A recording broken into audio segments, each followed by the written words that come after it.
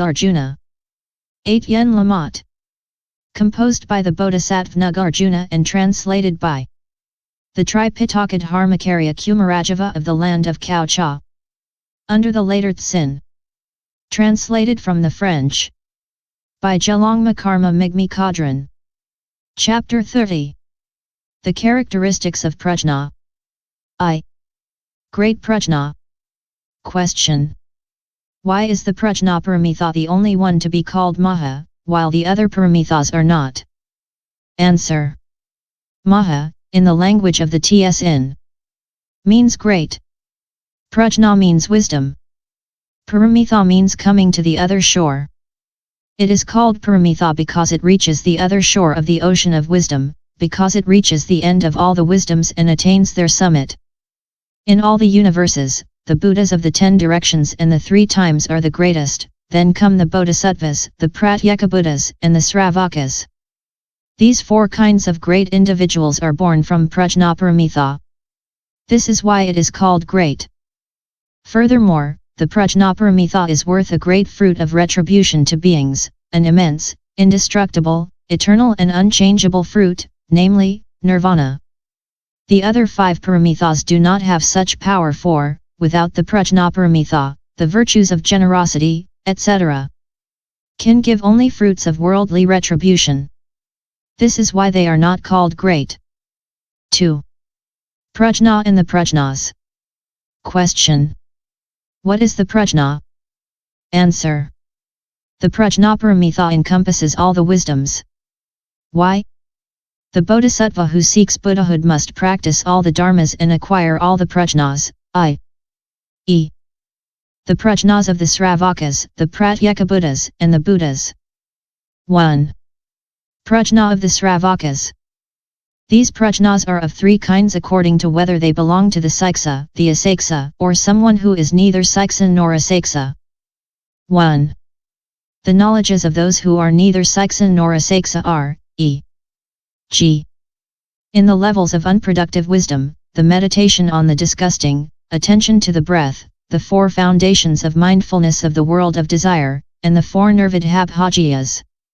Heat summits, patience, and the supreme worldly dharmas. 2. The knowledges of the saiksa go from the duhkhe dharmajnanaksanti up to the prajna of the diamond concentration which the future arhat obtains during the 9th anantaryamarga of the bhavagra. 3. The knowledges of the asaiksa are the prajna that marks the 9th vimuktimarga of the arhat and all the asaiksa prajnas that follow, e.g. the knowledge of cessation, the knowledge of the non-production of defilements, etc. These are the knowledges of the asaiksa, but it is the same for the prajnas of those who seek the state of pratyekabuddhahood. 2. Prajna of the pratyekabuddhas. Question. If it is the same for the state of pratyekabuddha, why do you make a distinction between śrāvaka and pratyekabuddha? Answer. Although the final state may be of the same type, the knowledges used are different.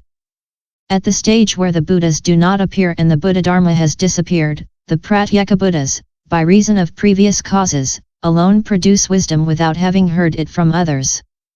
It is by means of their own wisdom that they obtain the path. Thus the king of a country had gone for a walk in his garden. In the cool morning, he saw how the flowers and fruits of the forest trees were beautiful and desirable. He ate some and fell asleep.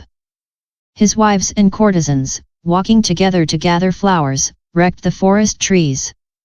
The king woke up, saw the destruction and said to himself, "The entire world is transitory and perishable like this forest." As soon as he had this thought, the mind of the pure path arose in him. He cut all the fetters and attained the state of pratyekabuddhahood. Endowed with the 6 superknowledges he went flying to a solitary forest. There are other stories of this kind. The merits and vows of previous lifetimes activate a fruit of retribution and in the present lifetime, it is enough for a pratyekabuddha to see a very minor event in order to realize the state of pratyekabuddha. This is what he difference consists of. Furthermore, there are 2 kinds of pratyekabuddhas.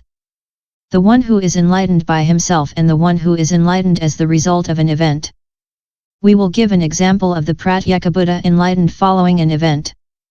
The one who is enlightened by himself is he who attains wisdom by himself during the present lifetime without learning from another. This is the pratyekabuddha enlightened by himself. There are two kinds of self-enlightened pratyekabuddhas.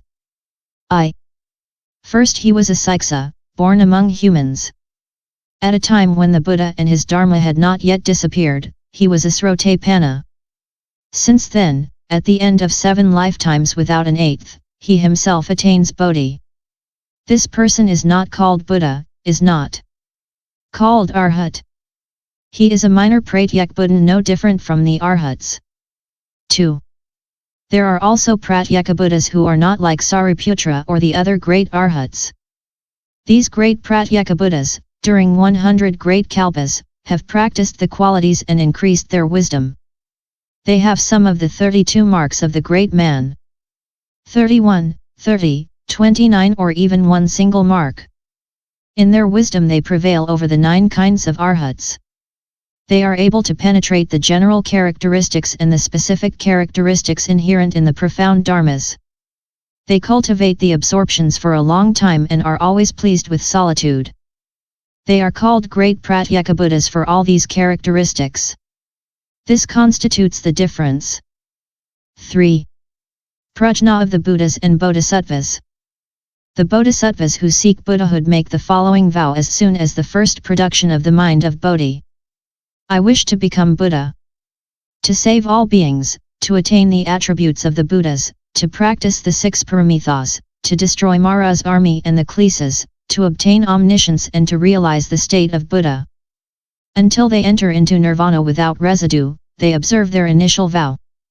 From that moment on, all their wisdoms and all their knowledges of general characteristics and specific characteristics are called Prajñā of the Buddhas. The Prajñā paramitha, which cognizes deeply the 3 kinds of Prajñā of the śrāvakas, of the pratyekabuddhas and of the Buddhas, is properly called Prajñā that goes to the end of all the wisdoms. 4. Prajñā of the heretics. Question. As you say, Prajñā paramitha must penetrate deeply all the wisdoms, mundane as well as supramundane. Among all the wisdoms that it fully exhausts, why do you mention only the wisdoms of the 3 vehicles?